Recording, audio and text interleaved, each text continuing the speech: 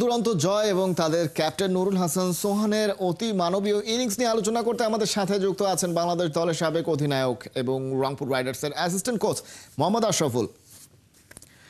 মোহাম্মদ আশরাফুল, স্বাগত আপনাকে খেলা যোগে, সেই সাথে শুভ সকাল এবং একই সঙ্গে কংগ্রেচুলেশনস এরকম দারুণ একটা জয় পাওয়ার জন্য।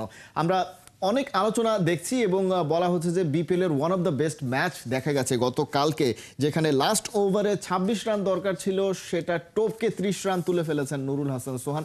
আসলে ওই সিচুয়েশনে, লাস্ট ওভারের যে সিচুয়েশনে, ড্রেসিং রুম বলি কিংবা ম্যাচে যারা ইনভলভ ছিলেন তাদের ভেতরে আসলে কতটা আত্মবিশ্বাস ছিল বা এটা আসলে কতটা রিয়েলিস্টিক মনে হচ্ছিল, স্পেশালি যখন উইকেটে একজন বাংলাদেশি ব্যাটসম্যান?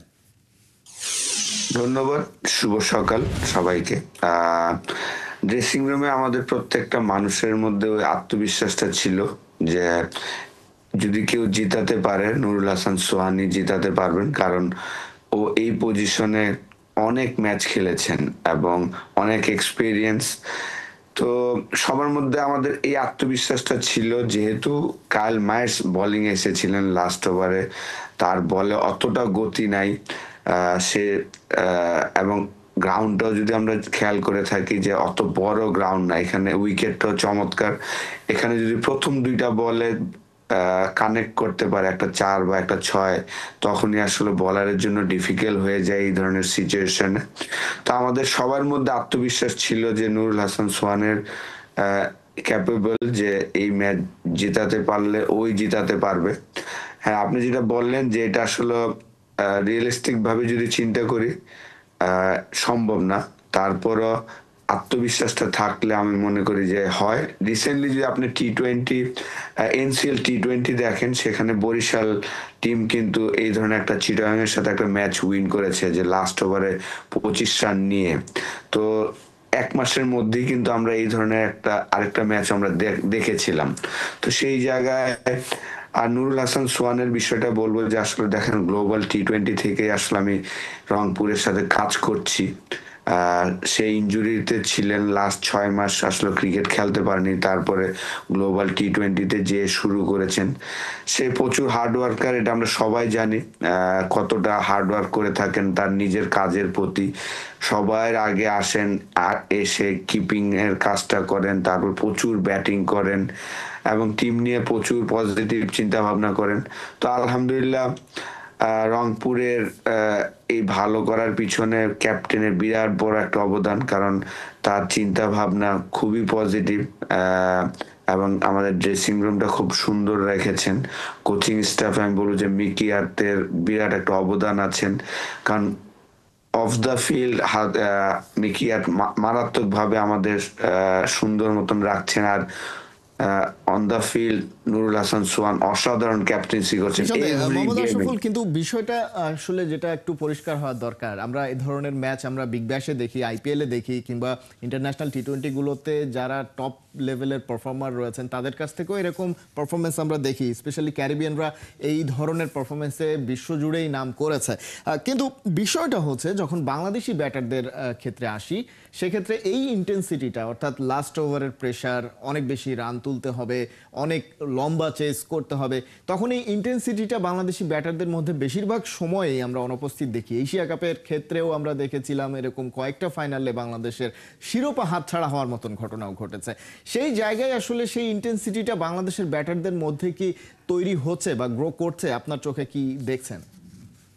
দেখেন, আমাদের আসলে সিলেকশনটা খুব ইম্পর্টেন্ট, যে কোন প্লেয়ারটা কোন পজিশনে সে ভালো খেলে এবং তাকে ওই কনফিডেন্সটা দেওয়া। আপনি যদি কখনো সুযোগ হয়, আমি মনে করি যে আমাদের রংপুর রাইডার্সের যে সিইও ইশতিয়াক সাদেক ভাই, ওনার সাথে যদি কখনো সুযোগ হয়, আপনি কথা বললে জানতে পারবেন যে সব সময় ওনার সাথে আমার যখনই কথা হয় আমি বলে এসেছি, বা আমাদের মিকি আত্রেও যদি আপনি জিজ্ঞাসা করেন কখনো, যে গ্লোবাল T20 থেকে আমি বলে এসেছি যে নুরুল হাসান সোহান তোমার এমন একটা প্লেয়ার, তুমি তাকে 7 বল 8 বল দিবা, সে তোমাকে 200-250 স্ট্রাইক রেটে তোমাকে রান করে দিবেন।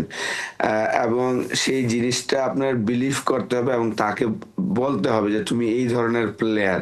তো নুরুল হাসান সোহান যেই ধরনের ইনিংসটা খেলেছেন এটা আমার কাছে মনে হয় যে সে কেপেবল এই ধরনের ইনিংস খেলার জন্য। কিন্তু আমরা সবাই চাই যে আসলে বেশি বেশি বল খেলার জন্য আর কি উপরে ব্যাটিং করতে চাই, কিন্তু ওর মধ্যে ও স্পেশালি ও এই ধরনেরই প্লেয়ার যে আপনি তাকে 8 বল 10 বল দিবেন, আপনাকে 200 স্ট্রাইক রেট 250 স্ট্রাইক রেটে ব্যাটিং করে দিবেন।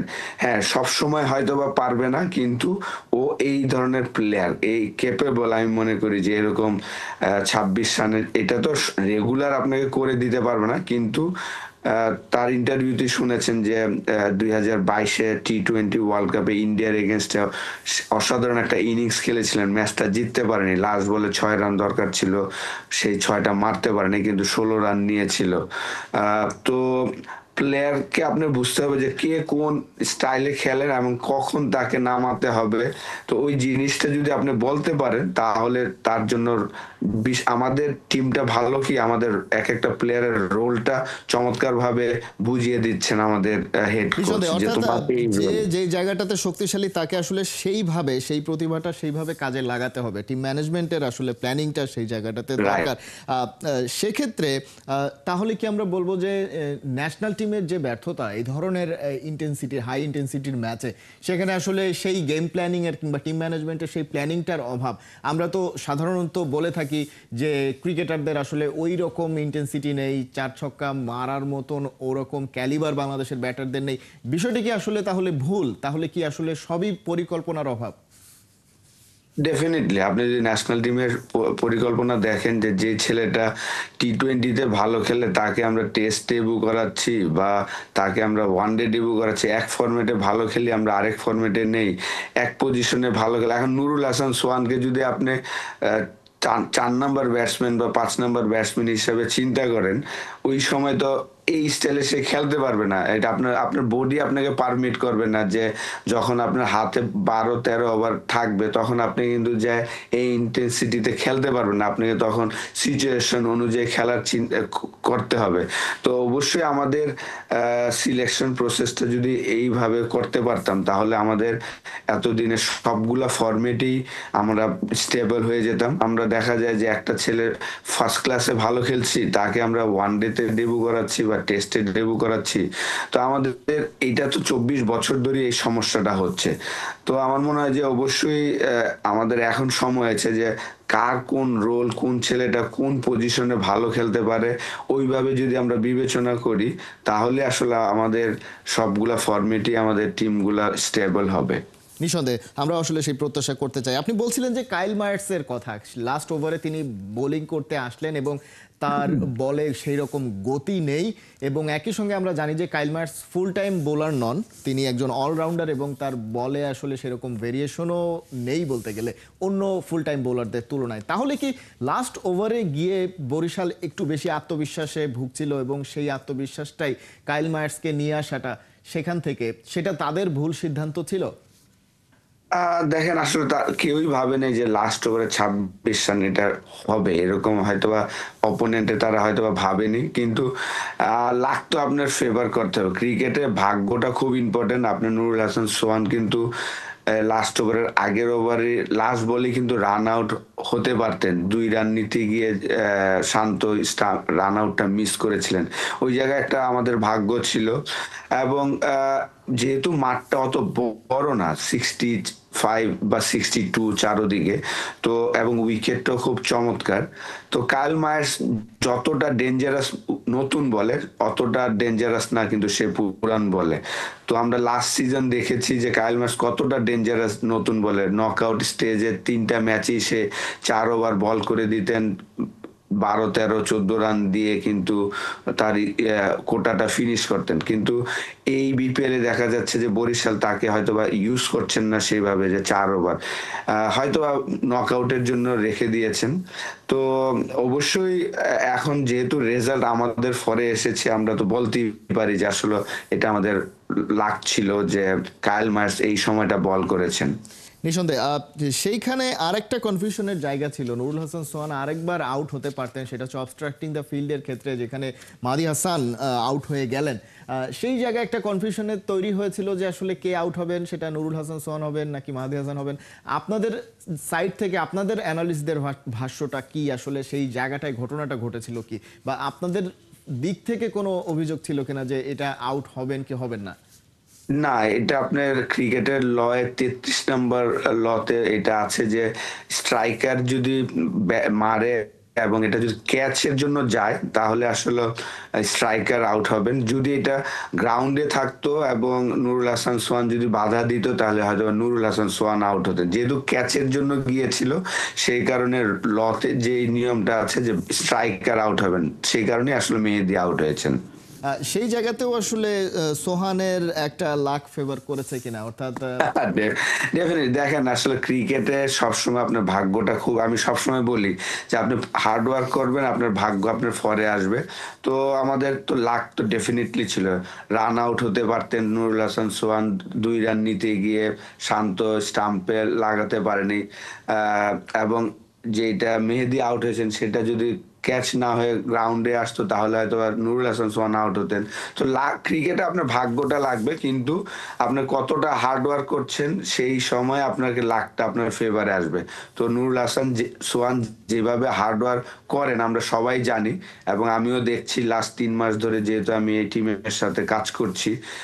গ্লোবাল টি20তে আমরা মাত্র আমি আর মিকি আর 2 জন কোচ ছিলাম, আমরা দেখেছি যে কতটা হার্ড ওয়ার্ক করেন। এবং এখানে বিপিএল এভরি গেমই সবাই আগে মাঠে যাবেন, যে তার কাজগুলা করে নকিং কিপিং সবকিছু করে তারপরে সে রেডি হন। তো ওর এই হার্ড ওয়ার্ক তার কাজে দিচ্ছেন আমি মনে করি যে, এবং সে সেই এখন জায়গায় মোহাম্মদ আশরাফুল আমরা দেখছি যে একটানা ম্যাচ জিতে যাচ্ছে রংপুর রাইডার্স, এবং তাদের ধারাবাহিকতাটা সেই গ্লোবাল টি20 থেকেই শুরু হয়েছে। সেই জায়গায় হয়তোবা নকআউট স্টেজে যাবে রংপুর রাইডার্স, কিংবা ফাইনালে হয়তোবা খেলবে। শিরোপা জয়ের ক্ষেত্রে আসলে কতটা আশাবাদী রংপুর রাইডার্স? দেখেন, আমরা ম্যাচ বাই ম্যাচ যাচ্ছি, আমরা একদম ওইটা নিয়ে একদম ওয়ারিড না। অনেক মানুষ হয়তো ওয়ারিড আছেন যে আসলে নকআউটে যায় কি হয়, আমরা এই বিষয় নিয়ে একদমই ওয়ারিড না। আমরা এভরিডে আমাদের জন্য একটা নতুন দিন এবং একটা অপরচুনিটি আমাদের প্লেয়ারদের জন্য যারা সুযোগ পাচ্ছেন। দেখেন, তুষার লাস্ট ম্যাচে 38 রান করেছেন, সাইফ এভরি গেমে ভালো করছেন। এই ধরনের প্লেয়ারগুলা কিন্তু সবসময় তারা ফার্স্ট ক্লাস ক্রিকেট, লিস্ট এ ক্রিকেটে লাস্ট 4-5 বছর ধরে রান করছেন, কিন্তু এই ফরম্যাটটাতে এসে কিন্তু তারা অপরচুনিটি পেতেন না অন্য যে টিমগুলাতে তারা খেলেছেন। আমাদের ড্রাফটের মূল লক্ষ্যই ছিল যারা সবসময় 4 ডে ম্যাচ, 1 ডে ক্রিকেটে ভালো করেন তাদেরকে আমরা এই ফরম্যাটে সুযোগ দিব এবং কনফিডেন্স দিব এবং অপরচুনিটি দিব, যত বেশি তারা সুযোগ পায় এবং তারা সেই সুযোগগুলা যেন কাজে লাগায়, সেটাই আমাদের লক্ষ্য। এবং আলহামদুলিল্লাহ সো এখন ফার তারা পর্যন্ত আসলে তাদের মনে হচ্ছে যে যাদেরকে সুযোগ দেওয়া ভালো হচ্ছে তারা করছেন। সেই সুযোগগুলো কাজে লাগাতে পারছেন এবং দলকে আলটিমেটলি একটা ভালো ফলাফল এনে দিতে পারছেন। মোহাম্মদ আশরাফুল, সময় একেবারে শেষের দিকে, অনেক অনেক ধন্যবাদ।